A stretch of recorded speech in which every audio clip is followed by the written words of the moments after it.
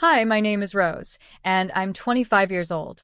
I live with my dad and my older sister, Amanda, who's 29. Amanda has always been the favorite in our family. She's smart, successful, and knows how to make dad happy. Me? I'm the quiet one who does all the chores, runs errands, and helps out whenever needed. 2 weeks ago, Amanda announced she was planning a big family trip to Hawaii. At first, I was excited, thinking I'd finally get to relax and have fun with them. But Amanda had other ideas. "We've decided," Amanda said with a smug smile, "that you'll stay home while Dad and I go to Hawaii. Someone needs to take care of the house." I stared at her, confused. "Wait, I'm not invited." Amanda rolled her eyes. "Rose, it's not about being invited. Someone has to keep things running here." You're good at that. Dad, sitting nearby, nodded. "It's only for a week, Rose. Be reasonable." Be reasonable? I had spent years putting their needs before mine, always stepping aside while Amanda got the spotlight. Now, they expected me to be their housekeeper while they sipped drinks on a beach? "That's not fair," I said, my voice shaking. "I work hard too. I deserve a vacation, just as much as you do." Amanda laughed like I'd said something ridiculous. "Rose, you wouldn't even know what to do on a trip like this. It's expensive, and honestly, you'd feel out of place." Her words hurt, but I didn't want to show it. Instead, I went to my room, feeling ignored and unimportant. That night, as I lay in bed, I replayed the conversation over and over. They really didn't care about me. But then an idea hit me. I grabbed my phone and texted Ryan, my boyfriend. Ryan was kind, supportive, and, well, a billionaire. His money didn't matter to me, but he had the means to help me escape this situation. "Ryan," I typed, "Amanda and Dad are going to Hawaii without me. They expect me to stay home and take care of everything. I'm so frustrated." His reply came quickly. "That's ridiculous. Pack your bags. I'll take you to Hawaii myself." My heart raced. Was he serious? The more I thought about it, the more I realized I wanted to go. I wanted to prove I wasn't just the quiet sister who stayed behind. "Are you sure?" I asked. "Absolutely," he replied. "I'll send the jet tomorrow morning." A private jet. Ryan had one, and he was offering to take me on the trip of a lifetime. I smiled, imagining Amanda and Dad's faces when they found out. The next morning, I packed my bag quietly. Amanda and Dad were busy planning their own trip, too caught up to notice what I was doing. At breakfast, Amanda smirked at me. "Make sure the house is spotless while we're gone, Rose. Don't forget to water my plants." I didn't respond, biting my tongue. If only she knew what I was planning. By 10 a.m., I got a text from Ryan. "Plane's ready. I'll pick you up in 30 minutes." I grabbed my bag and headed for the door. Dad saw me as I was leaving. "Where are you going?" he asked, frowning. "I'm going on a trip too," I said calmly. He laughed like it was a joke. "Don't be silly, Rose. You're staying here. Amanda and I leave in a few hours." I stood my ground. "I'm not staying. I've made my own plans." Before he could say another word, I walked out the door. Ryan was waiting for me in his car, looking as confident as ever. "You ready?" he asked with a smile, taking my bag. "More than ready," I said, glancing back at the house. Dad was at the window, staring at us in shock. For once, I didn't care what he thought.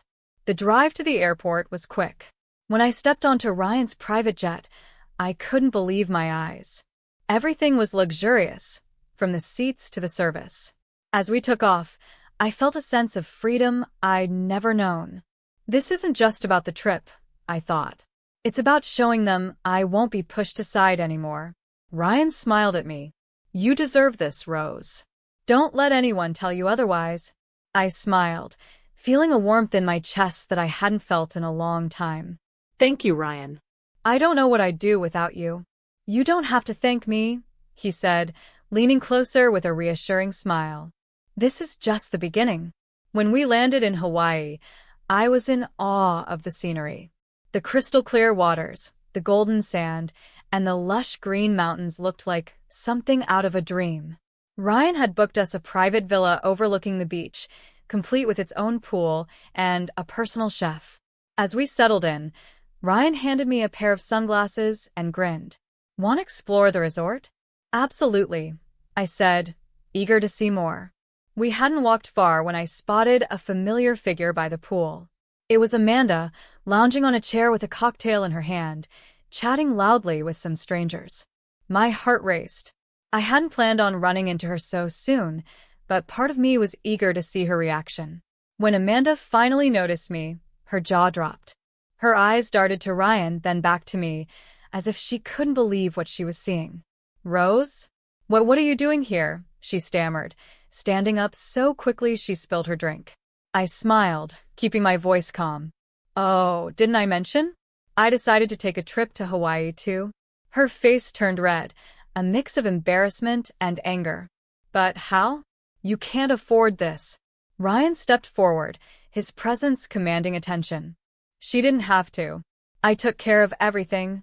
Amanda stared at him, realization dawning on her face. Wait, you're Ryan Carter? The Ryan Carter. That's me, Ryan said with a polite smile. Rose and I have been seeing each other for a while. I couldn't hide my grin as I watched Amanda struggle to process what was happening. For the first time in my life, I had the upper hand, and it felt incredible. Amanda stood frozen, her expression shifting from shock to poorly disguised envy. I could almost see the gears turning in her head as she tried to figure out how to spin the situation in her favor. Well, this is unexpected, Amanda said, forcing a smile. I didn't know you had such connections, Rose. I raised an eyebrow, refusing to take the bait.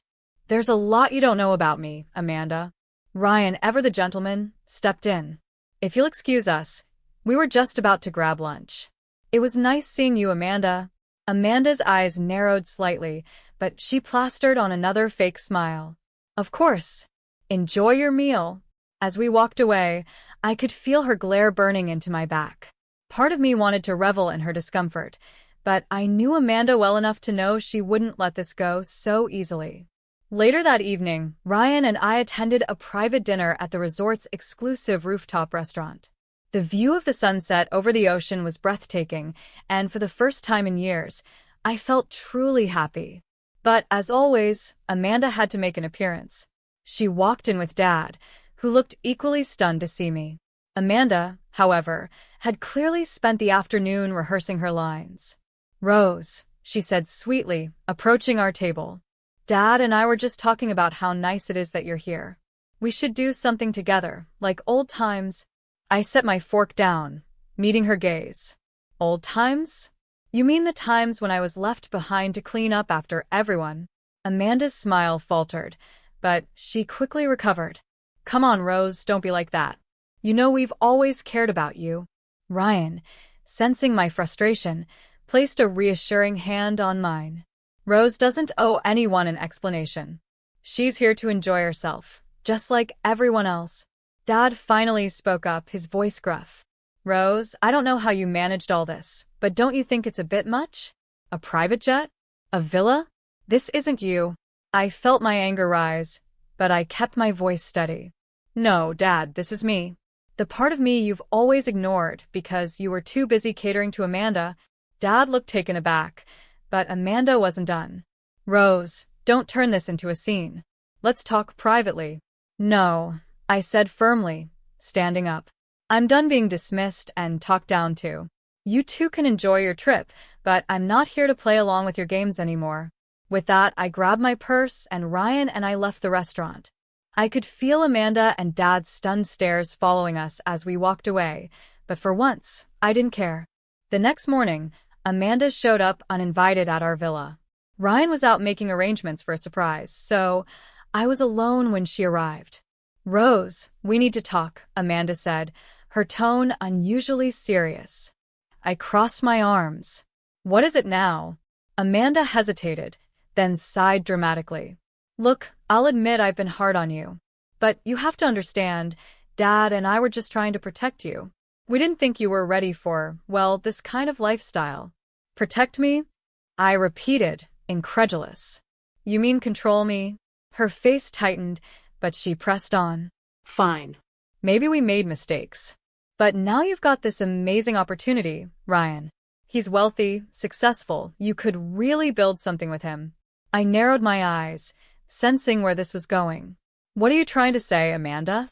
She shifted uncomfortably before blurting out, just don't mess it up. You don't have the experience to handle someone like him. If you're not careful, you'll end up alone. I laughed, unable to stop myself. Thanks for the advice, Amanda, but I think I'll manage just fine. Now, if you'll excuse me, I have better things to do than listen to your fake concern. I shut the door in her face, leaving her standing there, fuming. It felt good to finally stand up for myself.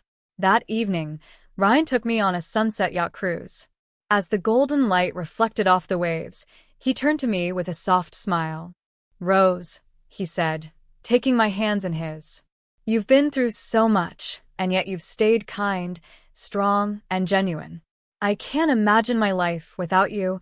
Before I could respond, he reached into his pocket and pulled out a small velvet box. Opening it, he revealed a stunning diamond ring. Will you marry me? He asked. Tears filled my eyes as I nodded. Yes, Ryan. 1,000 times yes. As he slipped the ring onto my finger, a wave of emotions washed over me. Happiness, gratitude, and most of all, a newfound sense of worth. For the first time, I wasn't just someone's shadow. I was Rose, and I was ready to take on the world. News of my engagement spread quickly, thanks to Ryan's status. It didn't take long for Amanda to find out, and predictably, she wasn't happy about it. I expected her to sulk or make snide comments, but Amanda had something else up her sleeve. 2 days after the proposal, Amanda invited Ryan and me to a family dinner at a fancy restaurant in Honolulu. My first instinct was to decline, but Ryan encouraged me to go. Maybe it's her way of making peace, he said. I wasn't so sure, but I agreed. When we arrived, Amanda greeted us with an exaggerated smile. Rose, Ryan, I'm so glad you could make it. Tonight is about family. The words felt forced, but I played along. Thanks for inviting us, I said, trying to keep the peace. Dinner started uneventfully, but it didn't take long for Amanda to steer the conversation in a predictable direction. So, Ryan, she said, swirling her wine glass, what's it like managing such a massive fortune? I imagine it takes a lot of trust. Ryan, ever the gentleman, answered politely. It does. But trust isn't something I give lightly. Amanda's eyes flicked to me, a sly smile playing on her lips. And Rose? How do you feel about all this? It must be overwhelming, stepping into such a glamorous life. I met her gaze, refusing to take the bait. I'm happy, Amanda. Ryan and I make a great team. Amanda leaned back, clearly annoyed that I wasn't rising to her provocation. But she wasn't done. As dessert was served, Amanda suddenly leaned forward, her tone turning serious. Rose, there's something I need to say. I've been hesitant, but I think Ryan deserves to know. My heart sank. What are you talking about? She took a dramatic sip of her wine before continuing. Rose hasn't always been honest. Back home, she borrowed money from me and never paid it back. Thousands of dollars, Ryan. I didn't want to bring it up, but I thought you should know. My jaw dropped. This was a complete lie. I had never borrowed money from Amanda. If anything, it was the other way around. Ryan frowned, glancing at me. Rose? I shook my head, my voice firm. That's not true. Amanda, you're lying? Amanda feigned surprise. Oh, come on, Rose. Don't pretend you've forgotten. I kept quiet because I didn't want to embarrass you, but I can't stay silent anymore. I looked at Ryan, my heart pounding. Ryan, she's making this up. She's just trying to create problems between us. Ryan reached for my hand, his expression calm. I believe you, Rose. Amanda, this isn't the time or place for false accusations. Amanda's face flushed with anger, but before she could respond, Dad chimed in. Amanda, enough. This is ridiculous. It was the first time I'd ever heard him defend me, and it took me by surprise. Amanda, however, was visibly furious. She stood abruptly, knocking her chair over. You'll regret this, she hissed before storming out of the restaurant. The next morning, Ryan received a call from his legal team. Apparently, someone had tried to leak false rumors about him to the press, claiming he was involved in shady business deals. The source? Amanda. Ryan handled the situation swiftly, and within hours, Amanda's scheme was exposed.